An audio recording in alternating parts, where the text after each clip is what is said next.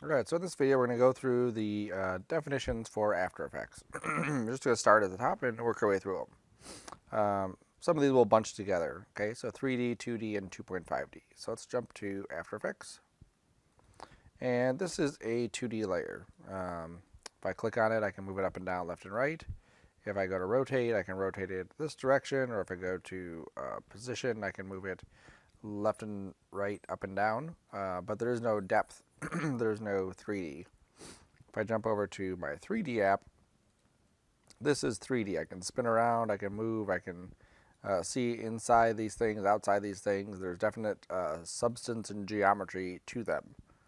There's a X, a Y, and a Z, so as I move something, I can move it in 3 different axes here. Same thing with rotation, and same thing with scale. Okay. After Effects also has a 2.5D world, which means that we can have things that are flat yet move in a 3D fashion. So like this is just a flat box or flat planes that I just kind of position to look like they're 3D, but it's not. So After Effects, we call it 2.5D. So it's kind of like a fake 3D environment.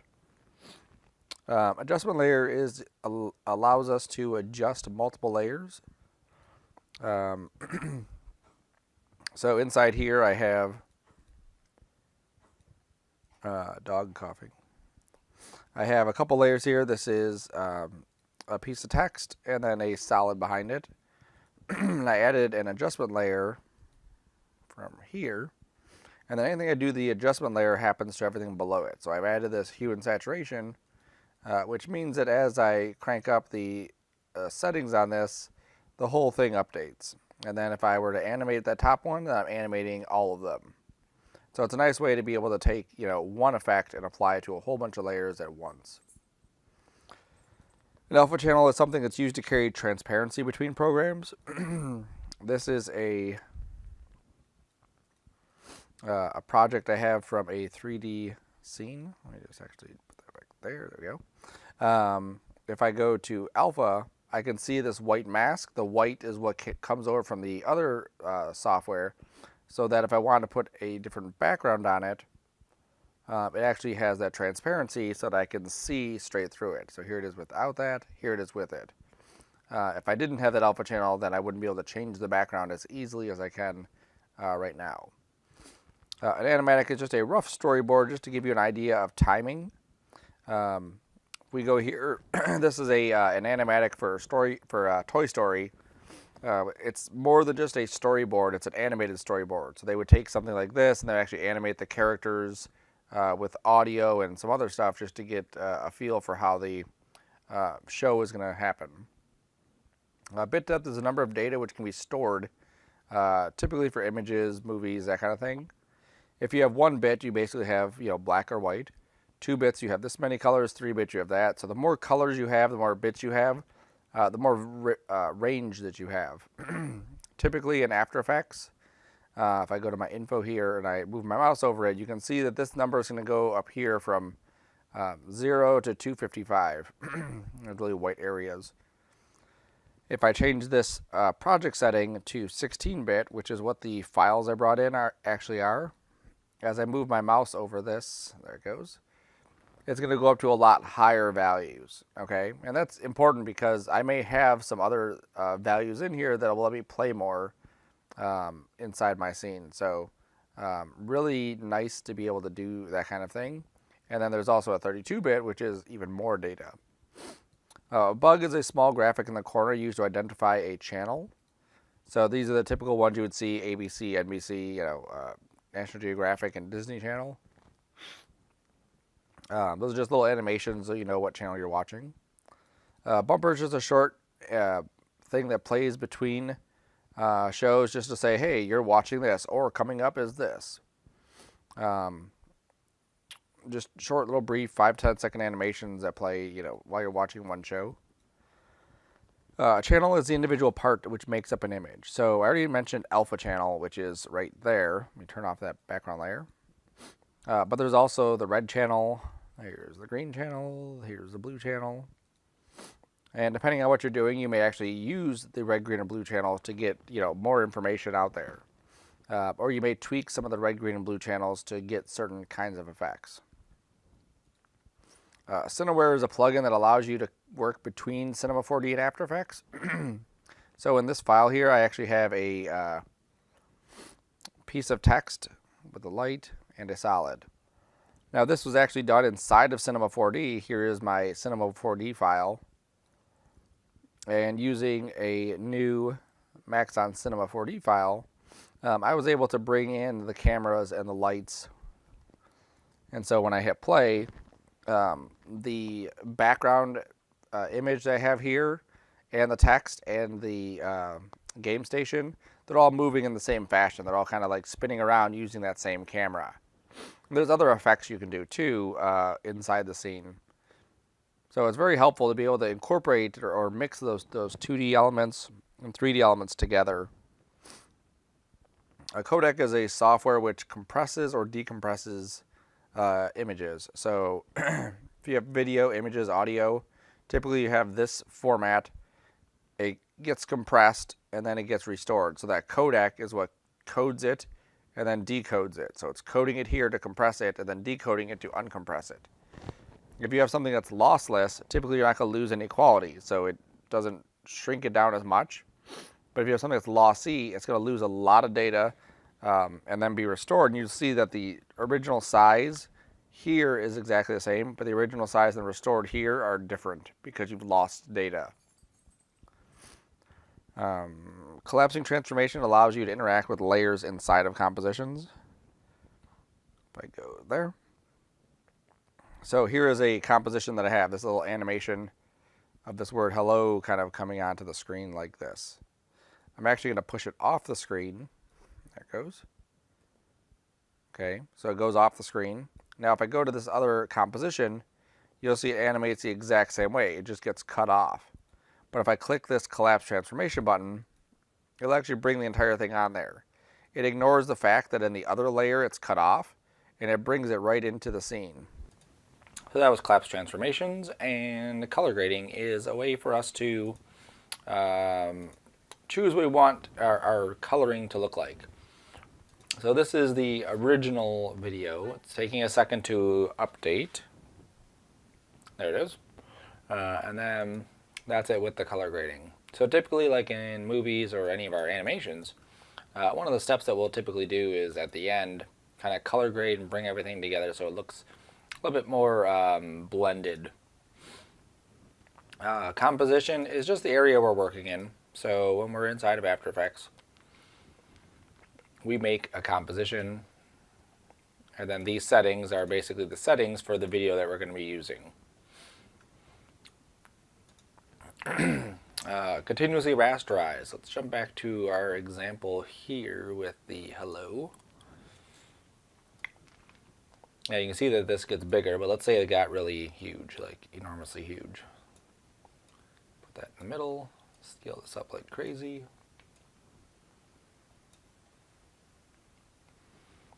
And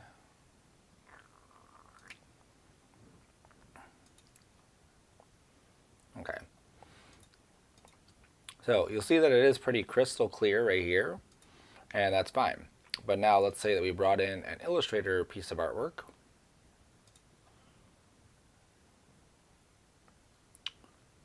Yes. Actually, I'm going here.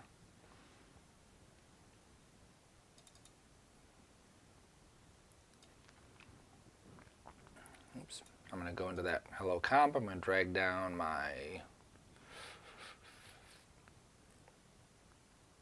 Illustrator artwork. Where did I just put it?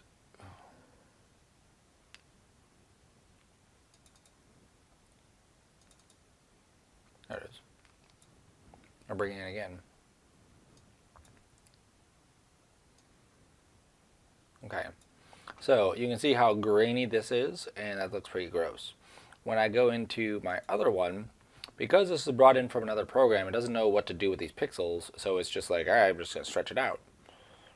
When we click on that same button, so the same collapse transformation is continuously rasterize, it basically goes through and just rereads those pixels. There we go. And do it on that layer as well. And now you can see it comes in crystal clear. Okay. So that's what that continuously rasterize is going to do, is continuously rasterize those vector images. If you had a Photoshop image, it wouldn't do anything.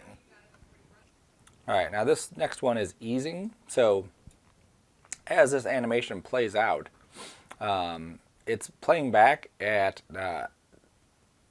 right now it's real time, but as it starts off the animation, it starts off pretty slow, and then it hits this part where it's going faster, and then it starts to slow down again. So this is easing out here and easing in there.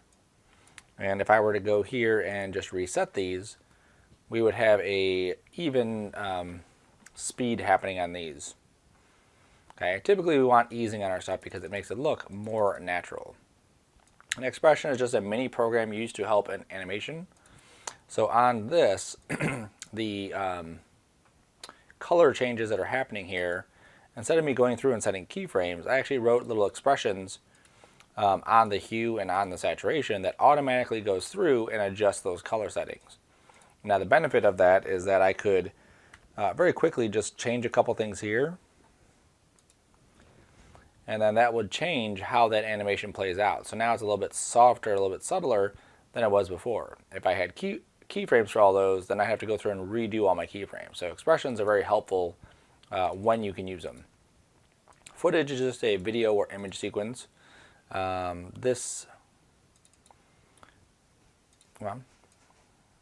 animation here is an animation of a rendering done in 3D. It's playing back a lot slower than it should be, but there it goes.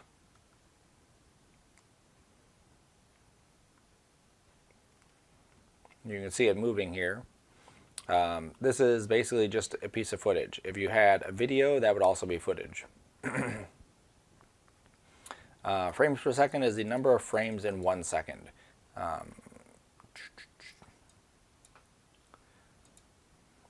Whenever you make a composition, you're telling After Effects, all right, stop.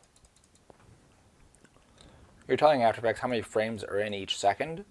And then when we come down here into the timeline and we look, we can see, okay, here's, this is a 30 frame per second animation here. So here's 29, 30 frames. Okay, so 30 frames goes into 1 second.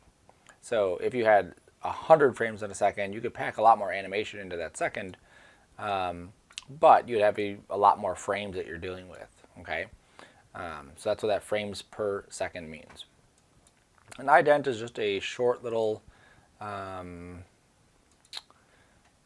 thing that you would see for a channel. So you're watching the Disney Channel kind of thing, one of those, a History Channel. So just let you know which channel you're watching, just a little quick animation that typically would play out as you're watching the channel. In and out point specifies the start and end of a clip. So it could be a layer, it could be a whatever. So here is my hello. Okay, so if I wanted this to start here, I could set an in point by using Alt left bracket and go to the end and set an out point, and I just cropped that. So now I have an in point and an out point on this thing. Same thing with footage. If I only need a certain piece of the footage, I can go through and let's say double click it and set the in point and set the out point, and automatically crop that piece of footage. A key, don't confuse this with a keyframe, but it's basically the way that we would be able to cut out a portion of an image. So in this case, I think I have way too many things open up there. Maybe that's it. I don't know. Close that. There we go. In this case, this piece of video had a green screen on it, and what I did was I added a key, and the keyer extracts the green and allows me to put another image in its place. So I have this image underneath, which is this checkerboard, and it's just basically like laying on top of there. Okay. A keyframe is what we use to animate. So whenever I'm animating something, these things down here, those are keyframes, and we need at least 2 keyframes to animate anything. A lens flare is something we use to emulate what happens in a camera. I'm going to make a solid here. And under Effect, under No Light Factory, this is one of the plugins that the college has. It might take a second to load, but these are all lens flares that I could utilize.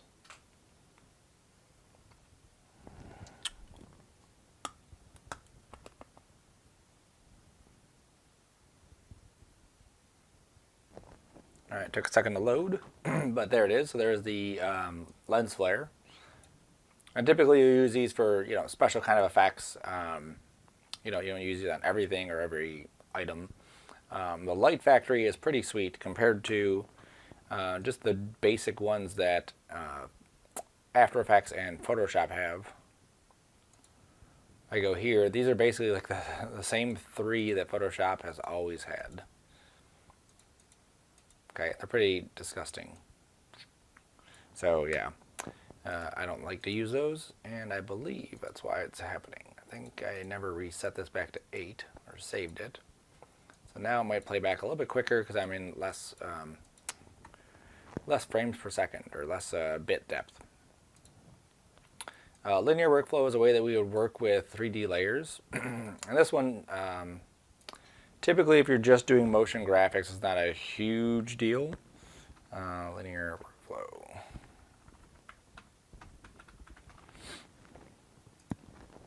But sometimes when you render stuff out from 3D, it might come in like really washed out, and then we need to correct it, or vice versa. It might come really dark and we need to brighten it up. And it basically goes into the fact that when you do calculations, your computer is sometimes calculating with not the right math. So this is typically like what we see on the screen, is we're losing a lot of these, like there's a lot of the black areas here and a lot of the white areas here. But we don't have a whole lot happening in this area, or a lot, the coloring isn't as good as it should be. So what the computers do is that they compensate by auto-correcting it with this gamma, and then we get this straight line. So basically, it's a way for us to correct the coloring coming from a 3D image. It's become less of an issue in the past couple years, just because they've been able to handle it better. But it's just something you need to be aware of. Okay. Sometimes you'll pick a red in a 3D program, and then when you take it out, it won't be red. It'll be like a pinkish color. A lower third is just the graphic at the bottom of a screen. So one of these types of things you would see. And they're all animated and repurposed. A mask is similar to a matte, except it's typically drawn with a pen tool. So if I'm in my color grading here, and I decided I want to cut a portion of this out, I could go into my mask or my pen tool with the layer selected, and I could just draw a mask around this person. Okay, so now I've just masked off, their head if I was going to do something different with it. And I could just delete that. And then a matte, it's similar to a mask, except this is basically the black and white image. So an alpha channel on something, let me go to my game station here, and turn off all this stuff, and just look at the game station. And I'll just reset this back to where he was. There he is. So if I look at this, this is the alpha channel. But this, if I were to render out just this black and white image here, that could be considered a matte. Or if I rendered it out as completely black and then yellow, that would also be considered a matte. Because it's a way for me to isolate certain areas. Inside of this layer, actually, if I go to my 3D channel, and I go to Extractor, and click, I can pull out some of these different items that are inside here. And go here. So this one right here is an object identifier. And this is basically just like color mats all blended together. So I'm able to extract each one of these and adjust the coloring on each one of those from my 3D app. So if I did want the buttons to be a different color, or the screen, or the station itself, I could do that as well. Motion blur is what happens when items move fast in front of a camera. This hello comp, you can see it's kind of fuzzy as it comes up, but then when it stops moving, oops, let me pull it up here. When it stops moving, it's like clear. And that's motion blur. If I turn that off, you'll see that it's very clear the entire time, and it looks funky. It doesn't look right. having that motion blur on there makes it feel faster, makes it feel a bit more realistic. Onion skinning is something typically you would see in like frame by frame animation, but it's a way for us to see past frames. Onion skinning, there it is. Come on. There we go. So if you're trying to do like, okay, here's where my character is in this frame, and then here's where he is here, and here's where he is there, and here's where he is there. When I get to this frame, I still want to see what those other frames are looking like so I can make sure everything's lined up. Same thing with like this type of thing here. Seeing where those past frames are definitely helps you out. Okay. Parallax is something that happens as items move closer and further from the camera. Alright, so in this example I have these numbers here, and they basically look like they're just different scales and kind of like stacked on top of each other. But the 4s are actually really far in the back, and the 1s are very close. And as I take this camera and I move it left and right, you can see how the 1s are moving different than the 4s are. Because the 4s are closer, they're going to be moving a lot faster. Now the 2s and the 3s look like they're moving at about the same pace. Depending on how big of a movement I would have or big of a space I have between these is how far it's going to move.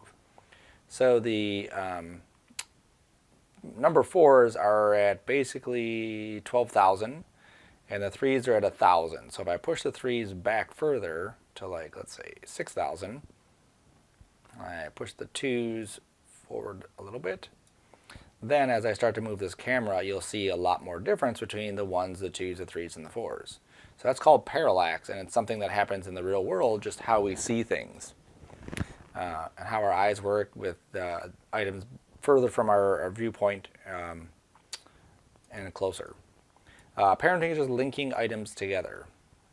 So After Effects is going to save. So when we deal with items inside here, if I were to duplicate this layer, as I move one layer, the other layer doesn't move. But if I parent one layer to the other, then when I grab one layer, it'll move both. And as I rotate one layer, it'll rotate both. And as I scale one layer, it'll scale both of those. Okay. Now this one still moves independent, but this one, if I grab it, it grabs both of those pieces. Okay. And pick whip was how I did that. So anytime you see this little whip icon right here, that's called pick whipping. So I use a pick whip to grab that item, and that just connects those items together. Now in this case, I've actually connected the position and the scale, and I'm going to deconnect that one. So if I scale one up, it's actually going to move the position up of that. So if I move this, it'll move it, but if I scale it, it'll also move it. Okay. So you can basically pick whip anything to anything that has the same kind of values. Even like to one value, I could just pick whip just to that. So lots of abilities when you get into some of these advanced things. Presets are ways that we can do an animation and then save it. If I go to my Hello comp, I grab this animation here. I set this to, get out of the way. Easy ease. I can go under my animation and I can save a preset, and then I can come back later and pull that preset back up, which is a neat thing to be able to do. If you find an animation, you're like, I'm always going to be doing this on pieces of text, you can save it and reuse it over and over again. Raster is basically when we bring an image from Photoshop. Okay, when we looked at that continuously rasterize button, that was bringing in a vector and rasterizing it. Okay, anything we bring in After Effects is going to be rasterized because it's just that's how it is. Eventually, we'll end up with pixels. But while we're in the software, if it is vector, we can display it as a vector and use it as a vector. But if it's pixels, it's pixels. Real-time preview. So typically, when you hit play, you want to see this back at real time. So now I've just hit the play button, and it's not playing back at real time. It's actually going incredibly slow. Okay, so it doesn't help me out if I'm trying to time something or get something to see if it's flowing nicely. And a lot of this has to do with the fact that I have a lot of things open, and After Effects could use a little bit of a reboot probably. But with this green bar here, that's giving me my real time. It's showing, okay, everything's loaded. This is playing back at real time. The simpler your stuff is, the more likely it is to play back at real time quicker without having to load. Our render queue is basically where our stuff goes to render. This is media encoder. Here's my game station. This is the queue. I could load 2, 3, 4, 5 things in here. I could duplicate these and change the settings. So if I wanted one to be H.264, one to be a sequence, I could do that as well. Okay. Typically, when you render anything, it has to go into a queue, just like your print queue, and then it can be set up. Our resolution is the number of frames left and right, up and down. So under our comp settings, there's our resolution, 960 by 540. Rotoscoping is a way that we would use masks to cut things out. So if we didn't have something from 3D that was masked, alpha, vignetted, whatever, we would have to go through frame by frame and draw masks around all the items and make sure that they flowed and moved with the character. It's a lot of work to do stuff like that, but that is a job and that somebody has to do it. We also have our title safe. So if I go here to title safe, the outside here is our action safe. The inside one is our title safe. So those are things that you have to pay attention to when you have titles or you have pieces of footage you may not want to extend past that area if it's important. Our sequence is anything we bring in that's a animation. So this game station is a rendered sequence is what we call it. It's also called a image sequence or footage way up here. Okay, but typically we would call it either one. Basically anything with a group of frames, ordered frames which flow together. Could even be like a flip book that you scanned in page by page and then brought in and used inside your animation, or brought from another software. A solid in After Effects is just a solid image, or a solid color. Layer, new solid, we pick a color, and give it a resolution and hit OK. So one solid color. And typically we would drop effects or whatever on top of this, masks, whatever we need to. Tracking is when we try to match up one piece of footage with another. So if I go back to here, go back to key. So at the beginning of this, you can see where this checkerboard is kind of laid out. And then as it goes forward, it's kind of following the position of that. In order for me to get that to happen, I had to actually track the footage of this. I had to figure out how this was moving and apply it to that one. So that's called tracking. And it's something that the more you get into motion graphics, you may want to incorporate or have your stuff move with real-world video. Okay, so that's where tracking would come in. Transitioning is how we get from one piece to another. It can be lots of different things. Let's go back to our 2D here. I'm just going to make that huge. I'm going to duplicate it, and I'll make the bottom one a different color.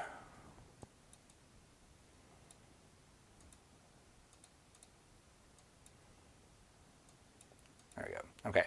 So if I'm trying to get from layer 3 to layer 2, I'm going to go to Effect, way at the bottom transition. I think it's cut off on your screen.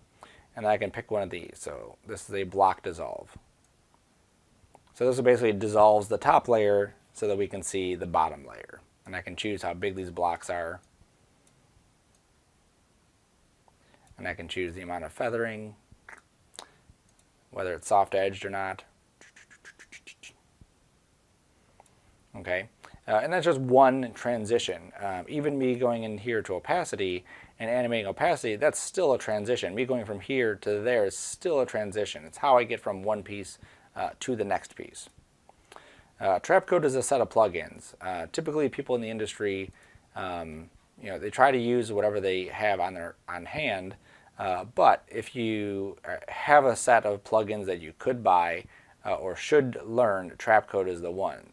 There's so many different things that it has inside here, and so many different cool effects that you can do with these. So I would definitely recommend utilizing that so you at least have an understanding of it. Vector is just an image from Illustrator. So when we draw paths in Illustrator, that comes in as a vector image. A vignette is just a darkening of the edges and a lightening of the center. Typically we'll see this in videos, movies, that kind of thing, where you have this like darkness around here and then our focus gets drawn right to that center area. Okay, same thing here, same thing there. You see it like all over the place. And then finally work area, and this is just where we're working at. So as we're in our hello comp, with the work area all the way up, when we hit play, it plays, and then we basically have nothing that's happening in here. So we can set our work area just to what we're working on, and that way we can loop just that area, not have to worry about this other 4 seconds of nothing happening here. Okay, so those are our definitions. Definitely not the only things you need to know in After Effects, but these are the key things that should get you a good foothold on your skills. So watch it. Make sure you understand what we're talking about.